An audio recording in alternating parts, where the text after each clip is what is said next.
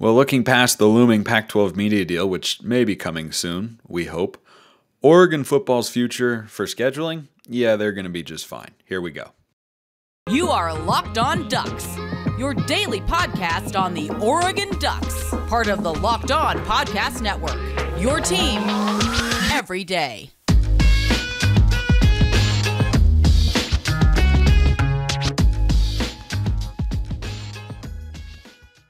Yes, it is that time once again for Locked On Ducks. I'm your host, Spencer McLaughlin. Thank you so much for making this your first listen or your first view of the day. For watching on YouTube, part of the Locked On Podcast Network, your number one source to stay up to date with the Ducks. Like, comment, subscribe, please, and thank you wherever you listen to or watch this show, which today is brought to you by FanDuel Sportsbook, official sportsbook of Locked On.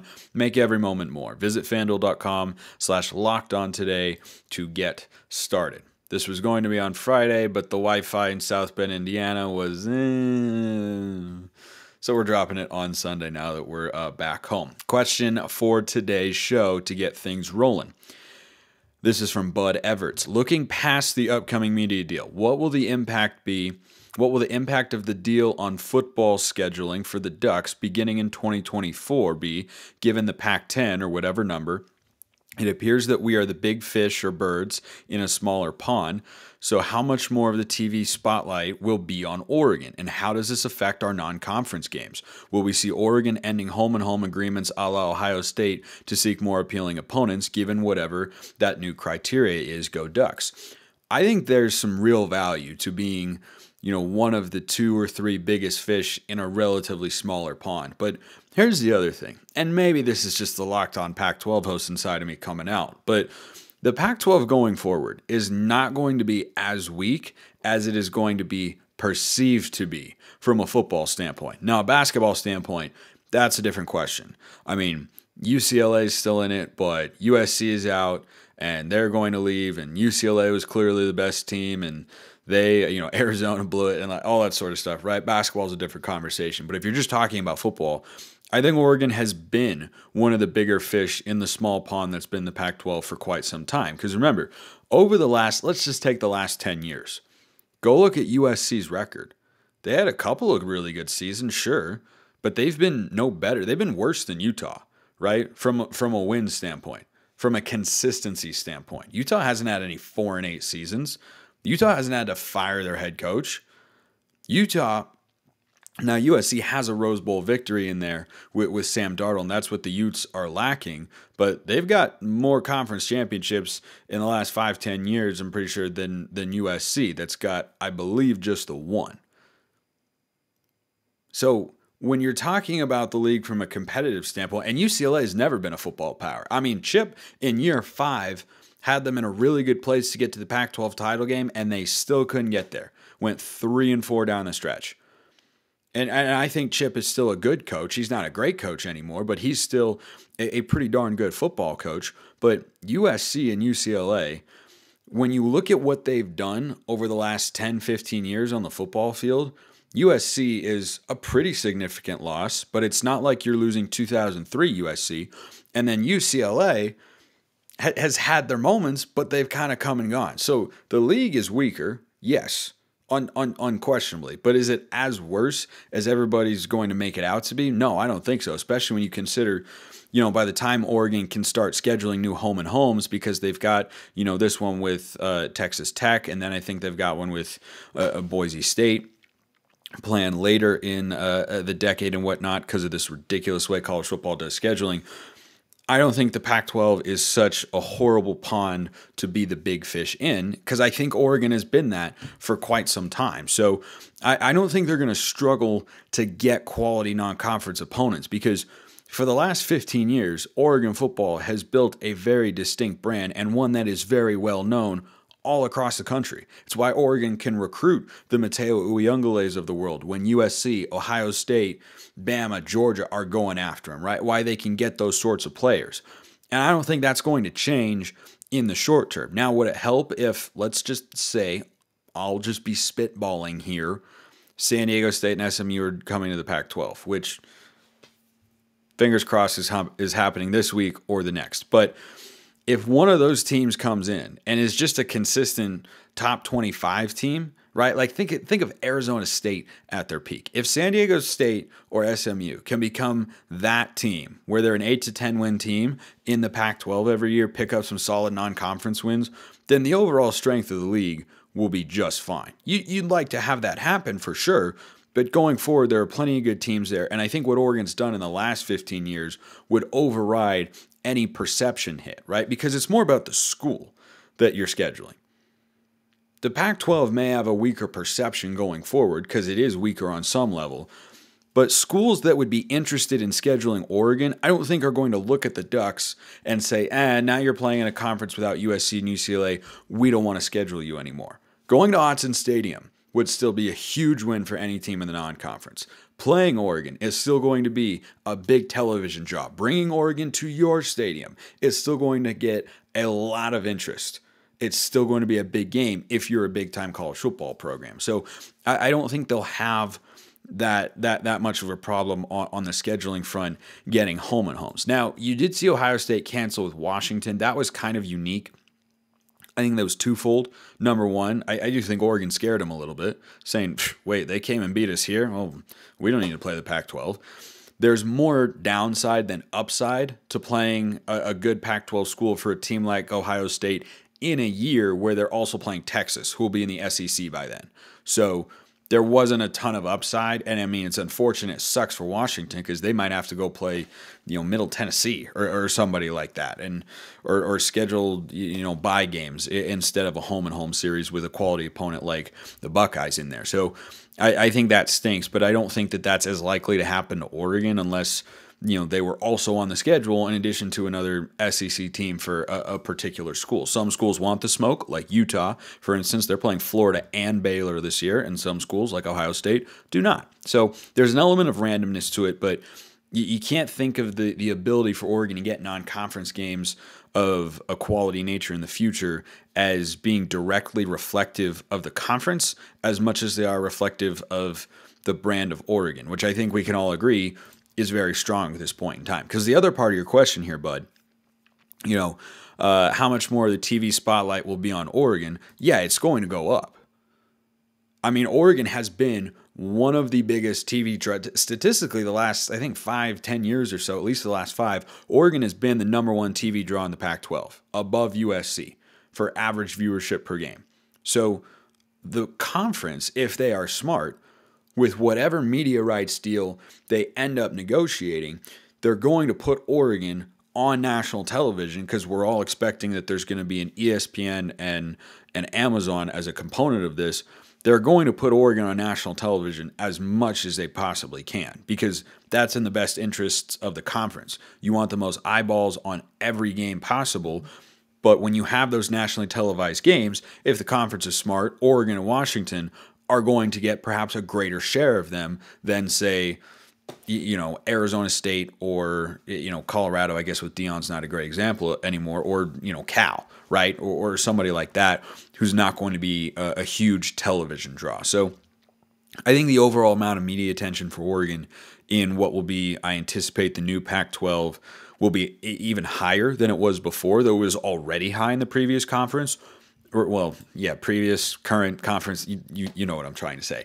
It's been very high, and I think they'll get a higher percentage of that attention, or at least they should from the league and from a television standpoint going forward, because you want to promote your biggest brands, right? Like, we all watch a lot of Alabama football. Do you watch as much Mississippi State football? No. But the brand of the SEC is very strong, because Alabama is the flag bearer, or the Georgias of the world, I think, fall into that camp as well. I do anticipate the media deal is coming soon.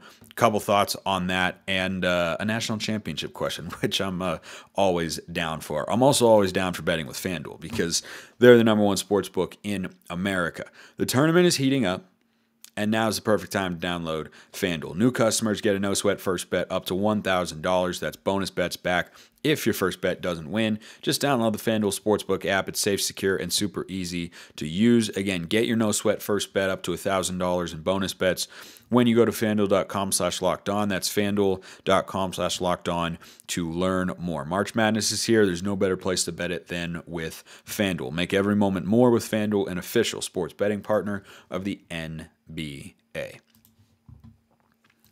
So we've been hearing some rumblings. For those of you who have been out of the loop on the news front, the Arizona presidents and the athletic director at Utah, McLaughlin, have all suddenly changed course and started talking and started saying things like, we're not going to the Big 12 and we want to be in the Pac. Now, the Arizona president did kind of leave a little creak open in the door, a little crack open in the door, whatever you want to call it, because when asked about going to the Big 12, he basically said, we want to see what the deal is. But the narrative for the last couple of months has been Arizona is going to go to the Big 12. Arizona wants to go to the Big 12.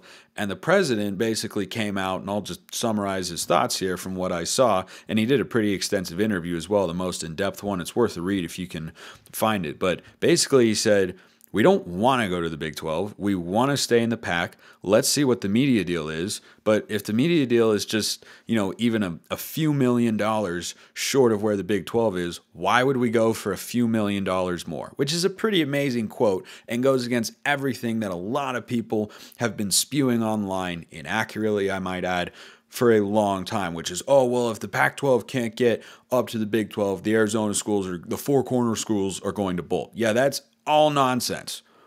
I mean, for that to be a legitimate consideration, it would have to be a calamitously bad deal. And President Robbins of Arizona also said he anticipates getting a deal that is worth more than the Big 12. Thinks it's very feasible and easy to do. We'll see. We will see. I think if it were that easy, it would have been done already, but maybe there are just more complicating factors, right? The economy taking a little bit of a hit, with the bank closures and everything, and I think the markets have been down. I should follow that closer than I do. But anyway, I'm a college football, college basketball personality, so I guess that's not technically within my scope of expertise. Doesn't need to be and such. But that combined with having a streaming partner involved and adding new teams, it might just be a lot more complicated than anybody realizes. But he, along with Arizona State President Michael Crow, have very strongly and clearly indicated in the last couple, of days that they think a deal will be done in the next week or two. I certainly hope so. I'm curious to see what it looks like and how much they are able to get compared to the Big 12. But regardless, I don't think Oregon's future lies anywhere else, at least in the short term, than in the Pac-12. And I think we're going to see that when they ultimately sign the grant of rights once the media deal comes out. So that's kind of the latest condensed update. And also, McLaughlin at Utah has been the most fierce in saying this Big 12 four corners nonsense is just that. And he went on, I think it was KSL Sports Zone, and called out the guys that he was talking to, even in a polite way, but basically said, I heard you guys peddle this stuff, and it's ridiculous, and it's utter nonsense, and we've never wanted to go to the Big 12, which is an opinion I've had for a long time. But, not everybody, people want to hear what they want to hear. It's 2023, that's the way this works, so I understand it. Let's get to our daily Blazer Duck question. If you ever want a question answered on the mailbag, YouTube comments, Twitter at Smalls_55 or at Locked On Ducks are the ways to get a question answered here on the show. So, Blazer Duck asks, hey Spencer, the ultimate goal is for Oregon to win a national championship. The difference between the big boys, who have won it all, like Georgia, Alabama, Ohio State, and Clemson, the past 10 to 15 years versus Oregon is that these teams don't recruit 3-stars and low 4-star players. Oregon constantly does. I know stars aren't everything, but it's hard to argue with the big boys' success and championships. Please help me understand why Oregon keeps going after these type of players if they want to be known as one of the big boys and win championships. Love your show. Appreciate you as always, my man. So this is kind of a complicated question and a loaded one at that, but that's why I'm diving into it today on the show, because we're going to flush this out. So part of the reason that you see players that may never end up playing for Oregon or are not super highly touted recruits is because though Oregon is the premier recruiting team in the Pac-12, having won the high school recruiting battle each of the last 5 years in a row now, it's still a bit harder when you're out on the West Coast, primarily because you don't have as much talent in your backyard. So, and John Garcia and I have talked about this a number of times on the show. And he's very right because he often is. By the way, love seeing you guys comment great things about John because he's awesome, and I'm a huge fan as well. But basically, when Oregon goes into these big time national recruitments for a kid out of Mississippi like Dante Dowdell or a kid out of Texas like Johnny Bowens, Oregon is consistently the outlier school, which does have some appeal to it. But if a kid wants to stay close to home, that rules Oregon out entirely. Whereas a Texas and Alabama and Oklahoma, those sorts of programs, Texas A&M, a great recruiting power as well, those sorts of places have an advantage, which is that some kids do want to stay closer to home. They want to be closer to family, be able to go home on the weekends. They want their family to easily get to the games. There are a variety of reasons, right? And Oregon gets left out of that conversation still because of where they're located geographically. And the state of Oregon, of the West Coast schools, Oregon, Washington, California, they are by far the state that is producing the least blue chip talent on an annual basis. Washington's kind of trending up. Oregon is kind of the same. They produce 2 or 3 blue chippers a year, right? Meaning 4 or 5 star recruits. And California, of course, has a bunch. So you see those guys. And by the way, the second part of your question here about, low 4-star players, why do we recruit those sorts of guys? Number one, stars aren't everything. They matter. They 100% matter. Anyone who tells you, oh, they don't matter at all. Yeah, okay. Why can't Washington State beat Alabama? Because they don't have as good of players. They're not as highly rated. And it's an imperfect science, but there's still a little bit of a fair amount actually of truth to the notion that you recruit more stars, you recruit better players, you're going to win at a higher level. The best teams in the country recruit at a high level. They go after a lot of stars. They do it for a reason. But if you go look at the recruiting classes that an Alabama or a Georgia pulls in, it's not exclusively 5-star guys, right? Like if they bring in a high school class of 18 to 20 players, it's not all, high 4 and 5-star players. There's more of a variety in there than you would think, right? Like right now, I'll pull up Alabama's recruiting class because, Alabama. And it's always a good, I don't know about a great measuring stick, but they have 24, they've got 28 high school recruits in their 2023 recruiting cycle. 1, 2, 3, 4, 5, 6, 7 of them are 5-star players. There are plenty of high 4-star players as well, but as you scroll down here, of the 28, there are ones that you'd consider a quote-unquote low 4-star. There's 1 3-star in there.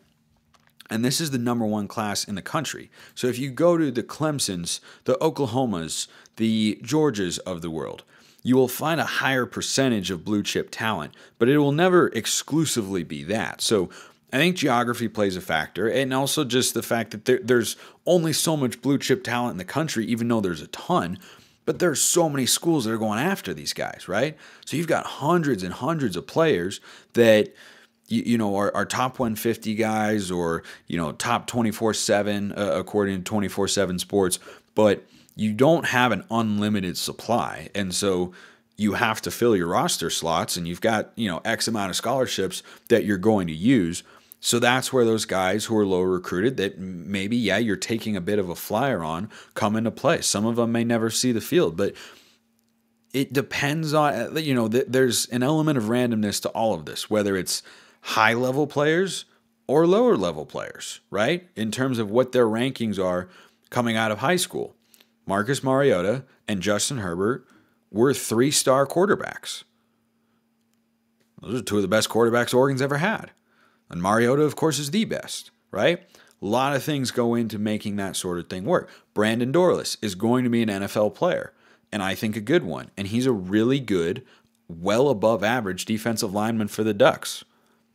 He was a 3-star, if you were just going off the star ratings, he was a guy that you would easily overlook in his recruiting class, right? Some of Oregon's offensive linemen the last several years were low 4-star or 3-star. I'm pretty sure TJ Bass was a 3-star. He's like a 3-4 year starter, and he barely allowed a pressure in his entire career. I mean, he's an absolute stud. So there's an element of randomness and development, and the stars are measuring something that I will tell you about after I tell you about Built Bars, which are measuring how hungry you are before and after you eat them. So the Built March Madness bracket is here. Answer, you're not very hungry after you eat them. And we know you have a favorite Built Bar or Puff. Mine, Mint Brownie, all the way. I took it all the way to the national championship, just like I picked Alabama in my March Madness bracket. Got to do what you got to do. My bracket stinks, though. Even though I put a bunch of time into it and I watch a lot of college basketball. Oh, gosh, it's the best. Can't wait for Oregon to get back there. Thoughts on that coming later. Go to BuiltMarchMadness.com to vote for your favorites. You know I'm voting for the Mint Brownie bar. Right up there with the Mint Brownie Puff, but that's the flavor du jour. And when you vote for your favorite bar or puff, you'll be entered into a drawing where 50 lucky Locked On listeners will get a free box of Built. Not only that, but one Locked On fan will win a 12-month subscription to Built to have Built's best bars or puffs delivered monthly straight to your door. Run to BuiltMarchMadness.com right now to vote for your favorite bar or puff. Pick up a box while you're there. You can vote every day in March, so hop in and support your pick. The thing that star ratings cannot measure because of the way that they get generated, which is go watch them in person, watch high school film, look at their measurements, watch them against, at elite camps, 7-on-7s, all that sort of stuff. You can't measure every kid's determination. You can't measure every kid's instincts when he gets to the Power 5 level. You can't measure his coachability. You can't measure his ability to blend with the coaches that he does have. So that's how you get, some 5 stars that don't work out, or health, right? Look at Justin Flo. People say all the time, like, oh, Justin Flo was a major disappointment. Justin Flo got injured. The only healthy game Justin Flo played, he had 14 tackles and a forced fumble. He was every bit as good as we thought he was, but he couldn't stay healthy. And then injuries limited him physically, and it didn't work out, right? But look at a guy like Dante Manning. Big 5-star recruit, got all the physical traits, hasn't developed into a shutdown corner. I mean, he should be off to the NFL by now, but he's not because he hasn't developed into a consistent player for a variety of reasons, none of which I can, really pinpoint at this point in time. So to go back to your question, that's not what Oregon is missing here, right? I don't think you look at Oregon's roster and say, they're not recruiting at a high enough level. If you're in the top 10 or you're in the top 15 every year, you're doing about as well as Oregon can, right? Do you maybe need to string together 3 or 4 top 10 recruiting classes consistently? Yeah, I think the data kind of bears that out. But Oregon has had the players, right? I mean, go look at, the last national championship team. Look how many guys on that roster that were playing that were really good were 3-star players or low 4-star players, right? And you had some guys at the other end, right? Eric Armstead was a 5-star, I think as an offensive lineman, though, if I remember correctly. DeForest Buckner was a high 4-star. Ifo was a 4-star. But there were guys on there like Troy Hill. Troy Hill was a 3-star recruit. Dude is still in the NFL playing because he is legitimately good. And he was on that team, and he was a really good player. So I think that's, something to monitor going forward, big picture. But individually, you can still strike gold with those sorts of players, so to speak. So that's why. And I don't think that's, what's holding Oregon back from winning championships right now. But great question. Okay. Another question, this one also from Bud Everts via the basketball mailbag, which is the same mailbag, but just about basketball, of course. Question. Glad that the hoarseness in your voice was from your enjoyment of Disney World last week. Yeah, it definitely was. But also happy that order has been restored with the resumption of Locked On. Given that both of our basketball teams have been invited to the NIT, not interesting tournament. Oh, that's good. Let's look ahead to next season. Starting with the men's team, which players who have not already announced that they're returning are critical to return for greater success next year? So I've actually been watching. Oregon plays their next NIT game later today, as this episode drops on Sunday against UCF. And I am watching these games, right? It's a lot like a bowl game. It's a lower tier bowl game, perhaps, but it's still a bowl game and a chance to get a little, peek into next season and see, who's still playing hard, who still cares. And I tell you what, they didn't have the season that they wanted to. They didn't have the season we wanted them to, but they're still out there fighting. They're still out there playing hard. The guys who are available, they were without Kuznard, Richardson, and N'Faly Dante. And they played a better game against UC Irvine than they did earlier in the year, which is perhaps a longer conversation as to why. But Nate Biddle and Jermaine Couisnard are coming back. They have announced. And I believe, though I don't remember seeing anything concrete, I believe Keyshawn Bartholomew is coming back, who I would love to have back. I would absolutely love to have Bartholomew back. He's exactly what I thought he would be. He's a perfect second unit guard. He's a combo scoring point guard. He shoots the three better than anybody else on the team, which isn't saying a lot, but he's around 37%. So I think that's a guy I definitely want back. Now, the three names that we don't know yet, Quincy Guerrier and Folly Dante and Khalil Ware. If Guerrier and Dante decide to move on, I'm not saying I want that, but I'm saying I'd feel okay with that. And I know Dante was first team all Pac-12 this year, but Oregon's got a lot of bigs, right? But what Dante does, how I feel about that would change based on what Khalil Ware does. Those are kind of the three names to watch, and we may not know until the season ends what they're going to do, but Oregon's defense has been pretty good this year when healthy. I think their perimeter defense needs to improve a bit, but on the interior, Dana loves his shot blockers, and I love having them there too, and I think it's a big part just in college basketball in general. And I think Nate Biddle, he played awesome in that game against UC Irvine. He's still a bit raw and coming along, but man, his potential, his talent is immense. Khalil Ware, same thing. He's even less refined than Biddle, but both of those guys, Biddle is coming back. Where we don't know. Where could be an NBA lottery pick? I think that'd be a huge mistake. I think that'd be a massive mistake. He's not ready. He'll be Jordan Bell or Kenny Wooten. He might hang around a bit longer because he's more physically gifted than those guys. But his offensive game is just not there. It's not there yet. It can be, but he needs another year. He really does. But Guerrier, I'd be fine either way. He has his moments. He's a 35% three-point shooter.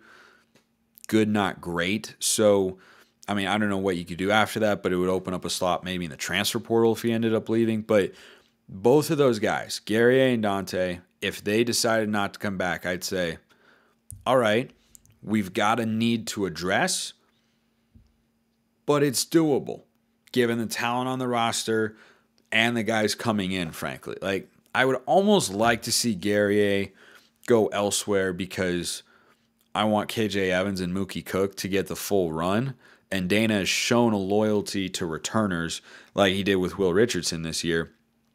I think too much at times when Will was, in his head and scared to shoot. That's not something I'd like to see again. I'd like to see the young guys really get a legitimate opportunity to show themselves. But I'm still stoked about the incoming recruiting class. Shelstad, Evans, and Cook. That could be a really special trio. And it could be really, really special. But those big guys, to answer your question, Bud, those are the names I'm watching for. And I believe Bartholomew is back. Someone can correct me if I'm wrong. But I think Bartholomew is coming back, and he's still got eligibility. And I like Bartholomew a lot. I do. He's just instant offense off the bench, which is exactly what I said about him last year.